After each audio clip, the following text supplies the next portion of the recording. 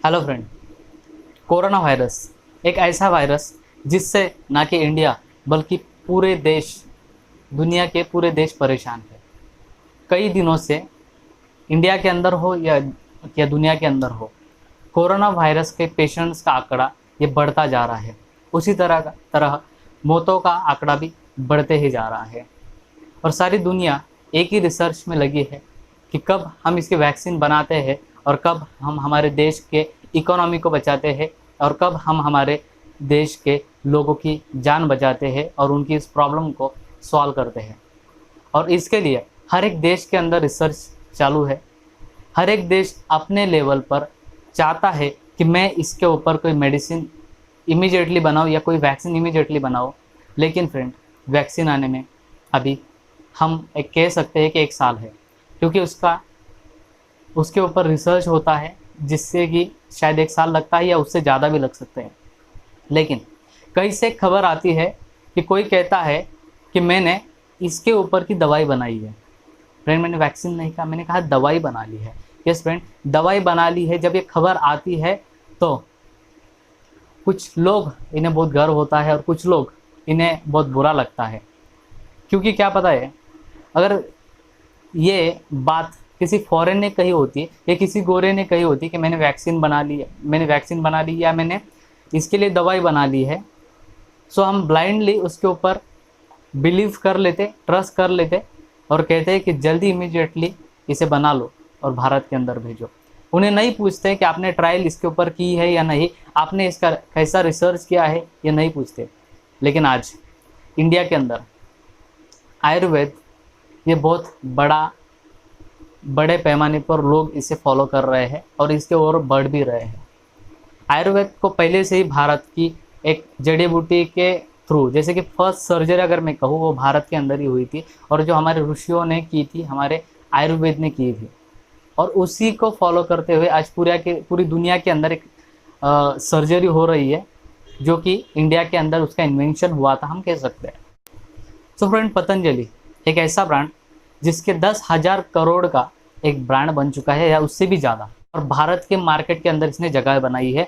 आयुर्वेद को कहीं ना कहीं एक स्थान दिया है और उस स्थान को लेकर के बाबा रामदेव जी ने यहाँ पर एक स्टेटमेंट दिया और उन्होंने कहा 23 जून को उन्होंने कहा कि हमने कोरोना की दवाई बना ली है।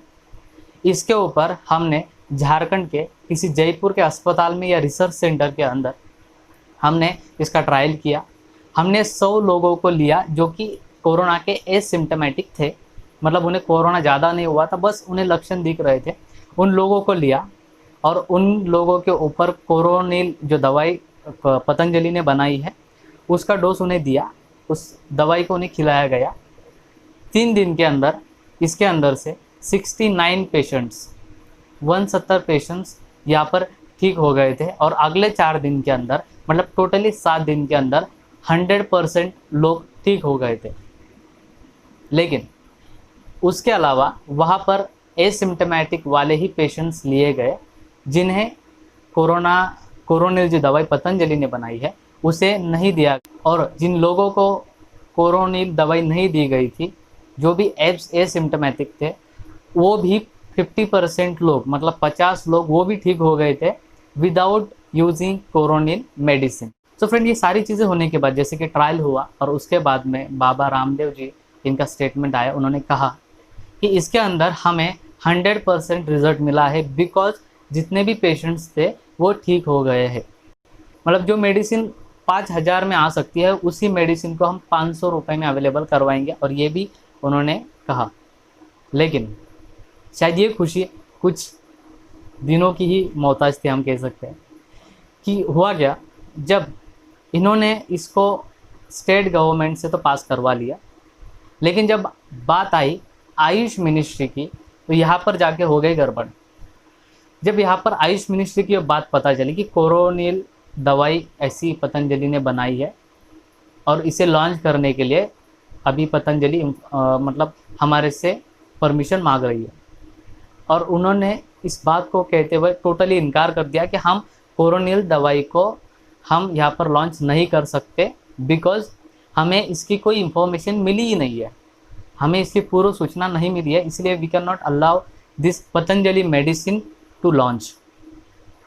लेकिन बाबा रामदेव जी ने भी इसके ऊपर कहा, आचार्य बालकृष्ण जी ने कहा, उन्होंने कहा कि हमने 2 तारीख को मतलब 2 जून को हमने एक लेटर भेजा था और उससे हमने आयुष मिनिस्टर को ये बात बता दी थी।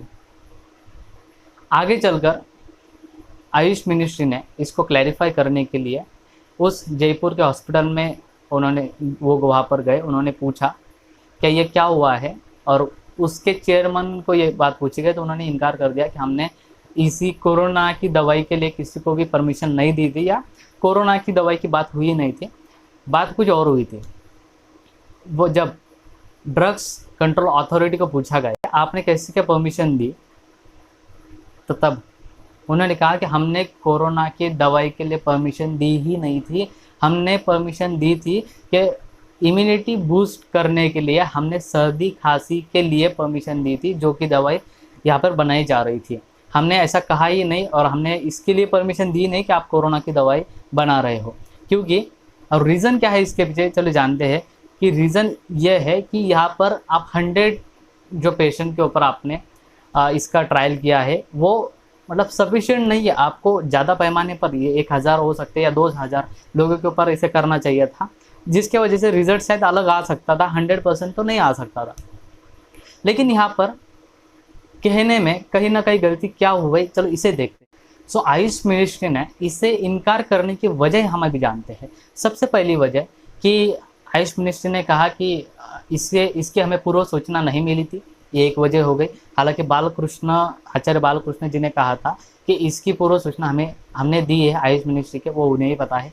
नेक्स्ट चीज़ यहाँ पर हुई कि बाबा रामदेव जी ने कहा कि इसका 100% रिजल्ट है, और किसी भी चीज़ का हम मतलब ऐसे डायरेक्टली नहीं कह सकते। अगर आप 100 लोगों के ऊपर रिसर्च कर रहे हो, ट्रायल कर रहे हो, और उसका आप डायरेक्टली उसका आउटपुट और इसका डायरेक्टली मीनिंग निकाल लोगे कि 100% ठीक हो रहे हैं, ये थोड़ा अलग होता है। ओके, ये सेकंड चीज़ हुई। तीसरी बात ये हुई कि उसके अलावा एसिम्टोमेटिक पेशेंट्स के अलावा वहाँ पर कुछ और पेशेंट्स थे 100 जिन्हें की कोरोनिल दवाई नहीं दी गई थी, वो भी ठीक हुए थे विदाउट कोरोनिल। कोरोना की जो मेडिसिन बनाई थी उन्होंने कोरोनिल, उसको दे बगैर भी वो ठीक हुए थे, और इस बात को स्वामी रामदेव जी ने यहाँ पर मेंशन नहीं किया।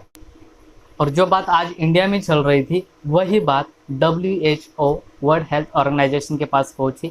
उन्होंने इसके ऊपर एक स्टेटमेंट, उन्होंने एक बात कही। उन्होंने कहा कि कोरोना की दवाई जो है वो हम नहीं मानते कि कोरोना की दवाई ये बनी है, यह इम्यूनिटी बूस्ट करने के लिए दवाई है, और इस इम्यूनिटी बूस्टर दवाई को हम कोरोना की दवाई नहीं कह सकते। हालांकि फिर हम सब जानते हैं कि अगर आपकी इम्यूनिटी अच्छी है सो डेफिनेटली आप जल्दी रिकवर कर जाओगे, आप जल्दी ठीक हो जाएंगे, चाहे वो कोरोना हो या किसी सर्दी खांसी छोटी मोटी बीमारी हो। लेकिन आपकी इम्यूनिटी पे डिपेंड है कि वो कितनी स्ट्रांग है, उसके ऊपर डिपेंड है कि आप कितने जल्दी रिकवर होने वाले हो। जैसे कि हमने कहा कि यहाँ पर बुजुर्ग जो लोग हैं उनकी ज़्यादा मौतें हो रही है कोरोना वायरस की वजह से। सो फ्रेंड, यहाँ पर पतंजलि दवाई के अंदर कौन से कंटेंट है उसको हम जानते हैं, और वो ऐसे कंटेंट है जो कि आप और हम सब लोग जानते हैं। मतलब आयुर्वेदिक है तो डेफिनेटली हम जानते ही क्या कंटेंट हो सकता है। तो चलिए देखते हैं। इसके अंदर सबसे पहला आता है अश्वगंधा, जो कि हम सबको पता है। अश्वगंधा के बाद में आता है गिलॉय, और थर्ड आता है तुलसी। तुलसी तो हम सबको वैसे भी पता है।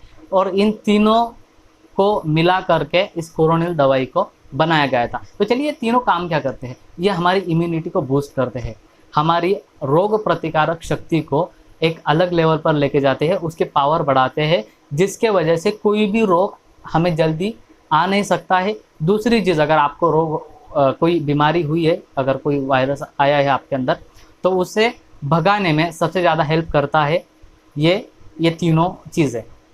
और इसको देख करके डायरेक्टली ना हो बट इनडायरेक्टली ये डेफिनेटली कोरोना के पेशेंट को ठीक करता है, इस बात को हम कह सकते हैं। क्योंकि इम्यूनिटी स्ट्रांग है तो आप सेफ हो, आप हेल्दी हो, तो आपको कोई भी बीमारी अगर आती भी है तो आप जल्दी रिकवर कर जाओगे। और यही चीज़ कोरोना के पेशेंट के साथ भी हुई। जिसका इम्यूनिटी अच्छा है वो जल्दी ठीक हुए, जिसका नहीं है उन्हें थोड़ा वक्त लगा है, और जितनी बहुत ज़्यादा वीक है शायद उनकी मौत भी हुई है, जैसे कि बुजुर्ग लोगों की।